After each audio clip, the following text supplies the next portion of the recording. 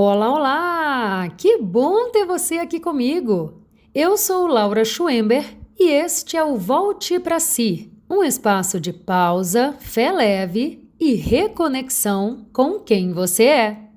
Hoje eu já quero começar esse episódio fazendo algumas perguntas e eu gostaria que você não respondesse rápido, só escutasse. Você tem dificuldade para aceitar elogios? Você pede desculpas por tudo? Tem medo constante de decepcionar as pessoas? Sente culpa quando descansa? Tem dificuldade de dizer não? Se compara o tempo inteiro? Tem a sensação de que nunca faz o suficiente? Quando alguém te elogia, imediatamente pensa: nem foi tudo isso, foi sorte. Qualquer pessoa faria isso. Não sou tão boa assim.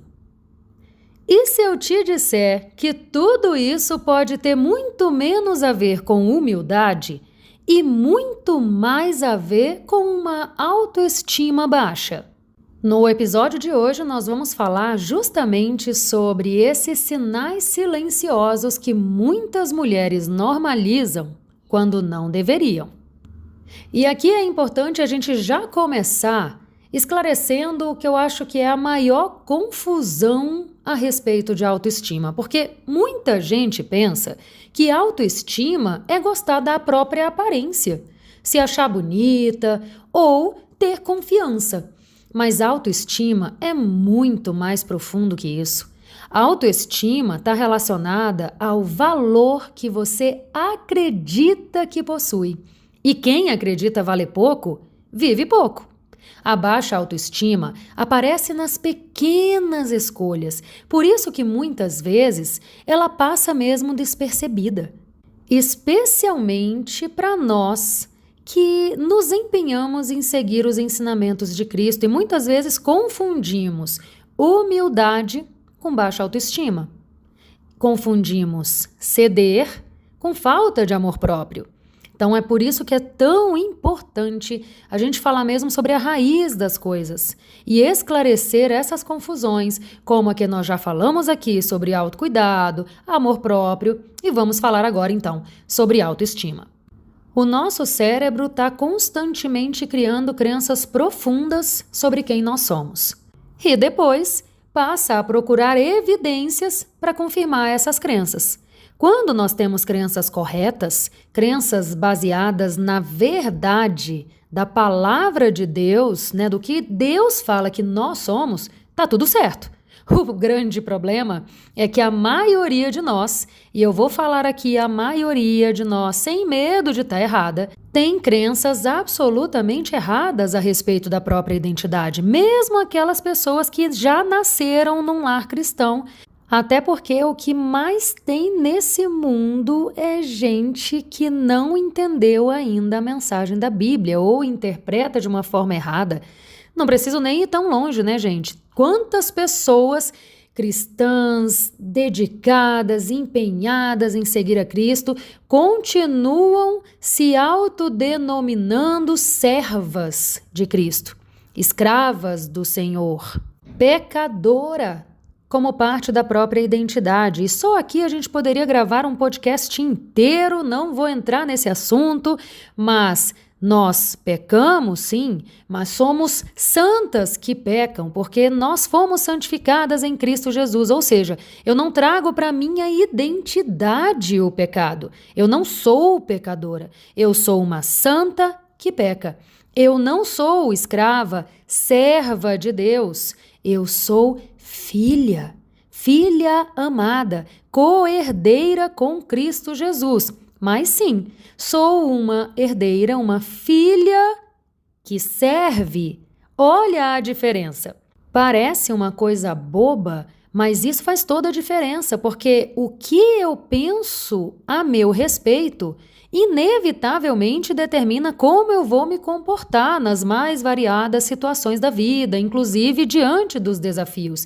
E até no meu relacionamento com Deus. Porque se eu acredito que eu sou serva, eu vou falar com Deus de uma determinada forma. Se eu acredito que eu sou filha, eu vou falar com Ele como meu Pai amado. Inclusive, sobre esse assunto, nós falamos no episódio anterior desse podcast, né? Nós falamos justamente sobre esse relacionamento que nós temos com Deus. Qual é o Deus com o qual nós nos relacionamos? Como é este Deus com quem a gente se relaciona? Porque isso impacta completamente na forma como a gente se sente com relação a Deus, inclusive. E se você não assistiu esse episódio, já deixo aqui a sugestão para você assistir assim que terminar de ouvir esse aqui, tá? Mas voltando então para o nosso tema de hoje, da questão da autoestima, eu separei aqui 10 sinais silenciosos que muitas vezes passam despercebidos e são geralmente normalizados por nós, mesmo sem perceber. O primeiro dele é quando você diminui as tuas conquistas. Qualquer coisa que você faça na vida, você acaba pensando, não foi tão difícil, qualquer outra pessoa conseguiria fazer isso também, não teve nada de tão especial nisso aqui. E vai listando aí com quantos sinais desse você vai se identificar. Eu tô rindo aqui porque eu fico até preocupada, gente. Os ouvidos mais próximos da minha boca são os meus, né? Então não preciso nem falar nada além disso. Um outro sinal é quando você aceita migalhas emocionais, porque no fundo você acredita que não merece mais do que você está recebendo. Até porque, gente, a gente só dá o que tem, a gente fala muito sobre isso aqui no Volte Pra Si, mas a gente só recebe o que acredita que merece, e isso é muito sério.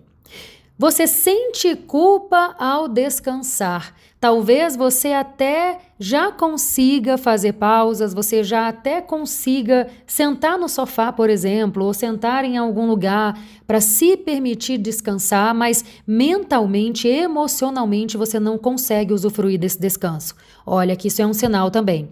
Você pede desculpa por tudo, até por existir, se bobear. Sabe aquela pessoa que sempre começa a frase praticamente já pedindo desculpa?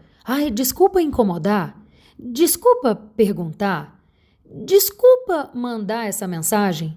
Tem gente que pede desculpa por chorar, gente. Às vezes está em algum lugar, se emocionou, está num determinado encontro, num determinado local, algo aconteceu que fez com que essa pessoa acabasse chorando mesmo, e a gente sabe o quanto o choro é alívio, às vezes é válvula de escape mesmo do corpo. E isso foi uma das chaves, acho que mais revolucionárias que eu girei na minha vida, porque eu sou aquela pessoa que chora praticamente por tudo, tá? Eu choro vendo desenho animado, vendo cena triste em filme infantil, eu choro. E eu era esta que pedia desculpa por chorar, ficava com vergonha de ter chorado. Olha a que ponto nós chegamos, né? Hoje eu não peço desculpas e quando alguém pede desculpa por isso, eu digo, fica em paz, não precisa se desculpar por isso, pelo contrário. Quinto sinal, você não consegue celebrar as tuas vitórias. Sempre enxerga o que falta. Presta atenção, quando você acaba dando mais valor ao que está faltando do que ao que você tem, ao que você não conseguiu fazer, do que se sentir grata pelo que você alcançou. Isso é um baita sinal, tá? Outro sinal, gente, quando você vive se comparando. E esse aqui é um daqueles sinais capciosos, porque a comparação faz parte da vida. Nós estamos constantemente nos comparando praticamente de forma automática. É tipo os pensamentos, a gente não deixa de pensar e a gente não controla os nossos pensamentos, mas a gente tem como melhorar a natureza dos nossos pensamentos. A mesma dinâmica a gente pode associar aqui para a comparação. A comparação vem, assim como o julgamento também que a gente faz internamente, ele vem e isso faz parte da nossa humanidade.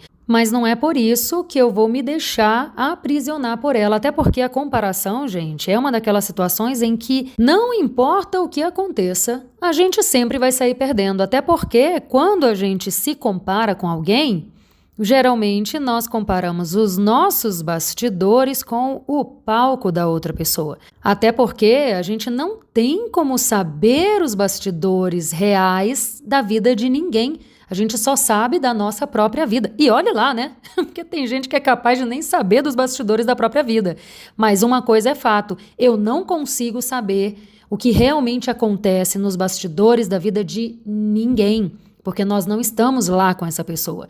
Tudo que a gente consegue ver é o palco, e esse palco geralmente é editado. Porque, lógico, a gente não vai mostrar tudo para todo mundo. A gente mostra o que a gente quer mostrar. Então, a comparação, só o fato de você se deixar se comparar, você já está perdendo. 7º sinal, você precisa da aprovação de outras pessoas, precisa de uma aprovação externa. E esse também é mais um daqueles sinais em que, mesmo quem jura que não passa por isso, se for investigar a fundo, vai talvez, muito provavelmente, encontrar uma raizinha lá de necessidade de aprovação. Então, é muito importante a gente estar atento a isso. Você sente que precisa provar o teu valor, muito próximo do sinal anterior, um pouquinho diferente, mas é também algo que passa despercebido, até por aquela pessoa que jura que tem um excelente nível de autoconhecimento e autocuidado. Você aceita relacionamentos desequilibrados. Sabe, aquele relacionamento que só você faz, só você parece se empenhar, só você parece se importar. E eu não estou falando aqui só de relacionamento conjugal. Isso aqui serve para relacionamentos de amizade, né? Relacionamento social com amigos. Serve em relacionamentos profissionais também. E esse é um dos sinais capciosos. Na verdade, acho que todos os 10 sinais são bem capciosos, né? Mas esse aqui em especial afeta com muito mais facilidade nós, cristãs. Porque existe uma diferença muito tênue em seguir os ensinamentos de Cristo, em seguir o que a palavra de Deus fala pra gente sobre ceder, sobre perdoar 70 vezes 7, sobre amar os inimigos, amar quem te faz mal, e interceder por pessoas que te prejudicaram e abrir mão do teu amor próprio. E é muito delicada essa linha.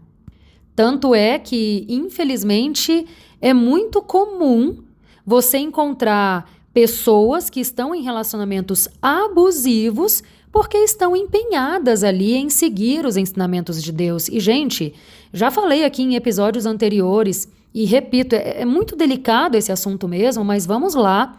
Amar aos outros como a si mesmo começa no amor que você tem por você mesmo. Então, lembrando aquela máxima que eu sempre falo aqui no Volte Pra Si, em tudo que eu faço na Cuide-se Pra Cuidar, que nós só conseguimos oferecer ao outro o que transborda em nós. A medida do amor que eu ofereço ao outro começa na medida do amor que eu ofereço a mim mesma. E aqui também é delicado, porque muitas vezes as pessoas entendem esse amar a mim mesma em primeiro lugar como algo egoísta, e não é. E o problema geralmente está nos extremos. Então, nenhum extremo, seja para mais ou para menos, vai ser saudável. É importante observar esses detalhes. E uma boa dica aqui é pedir mesmo o discernimento e a sabedoria de Deus, gente, porque nós precisamos da sabedoria do alto para ter esse discernimento do ponto certo de cada coisa. E por último, já que a gente está falando em Deus, tá aqui um sinal que muitas vezes passa despercebido, é você acreditar que Deus ama mais quem produz mais, ou que Deus ama mais quem performa mais, e você acabar cobrando isso de você mesmo. Nós já falamos sobre esse assunto aqui em vários episódios anteriores. Não tem nada que você faça que vai fazer com que Deus te ame mais do que Ele já te ama hoje. Deus não nos pede performance, e isso aqui passa muito despercebido também, gente. E é um baita desafio desfazer essa crença, especialmente para aquelas pessoas mais religiosas. Percebe como a autoestima não é vaidade? É identidade. E a melhor forma de falar de identidade é indo de novo para a Bíblia, porque nós precisamos entender que nós não somos o que a gente acha que a gente é. Nós não somos o que os outros acham da gente ou falam da gente.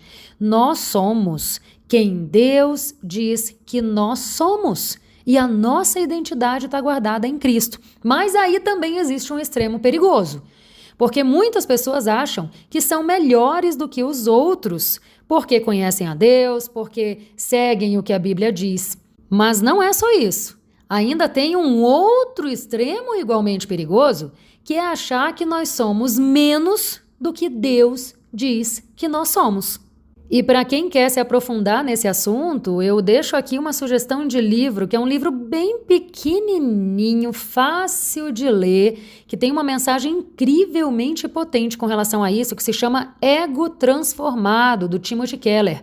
Nós já lemos esse livro no Clã, na livroterapia do Clã, e o audiobook talvez esteja disponível aqui no canal. Dá uma pesquisada, vê se está ainda ou já está disponível aqui no canal, porque você pode até ouvir mesmo como audiobook. Esse livro eu narrei pessoalmente, eu, Laura, não é IA nem nada, fui eu que narrei a leitura desse livro e vale a pena demais a leitura. E já que a gente está falando de ego transformado aqui, eu vou aproveitar para citar o Salmo 139, lá no versículo 14, que é uma passagem que eu sempre dou risada quando eu escuto, porque diz assim, ó: eu te louvo porque me fizeste de modo especial e admirável. Tuas obras são maravilhosas, digo isso com convicção.